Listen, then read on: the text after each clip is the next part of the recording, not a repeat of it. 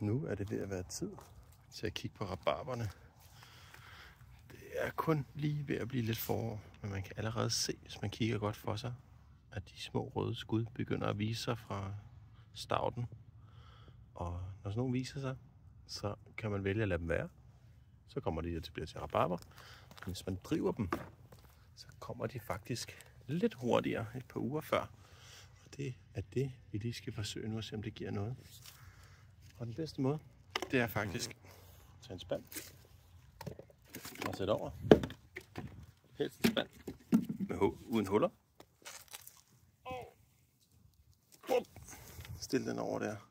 Hvis man har noget tungt, så kan man lige sætte det på. Og så ellers lade den stå. Og kigge til den her om et par uger, og forhåbentlig så kan vi se en stor forskel. Hønsene, de har været mine rabarber sidste år, så det bliver spændende at se, om jeg kan finde nogen. Der er nogle skud tilbage. Hvis vi lige kigger hernede af, så ved jeg, at der også er en rabarber her i nærheden. Men spørgsmålet er, om den har måske lidt der. For dem, der lige har sæt briller på. Det kunne være et rabarberskud til den form. Og også sådan en her. Jeg må finde noget at lægge over dækhullet. Og så tager vi lige et andet sted, hvor jeg også har set, der er et skud.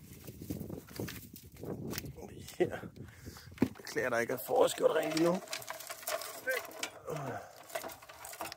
Det skal vi nok nå. Men lige her, der er også en vinrabarber, der er på vej op her. Så den vil vi også gerne lige se, om vi kan drive lidt hurtigere frem. Så nu venter vi, og så ser vi, hvad der sker, når vi kommer tilbage. Jeg vil lige putte spanden over de andre to, jeg har stående her. Og så er vi der. Lad os se, om vi kan finde dem. Ja, hvis man er helt forsigtig, kan man nogle gange lige se, at de kigger op af jorden.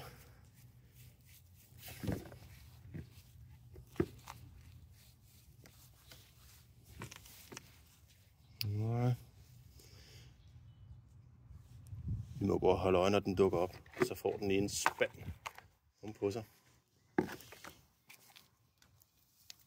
Prøv at se her, der var en lige der. Lige der. Der er en spire. Den er faktisk allerede blevet til et blad. Så den giver vi en spand også. Og noget over, så det holder sig mørkt. Og så vender vi tilbage og ser, hvordan det bliver.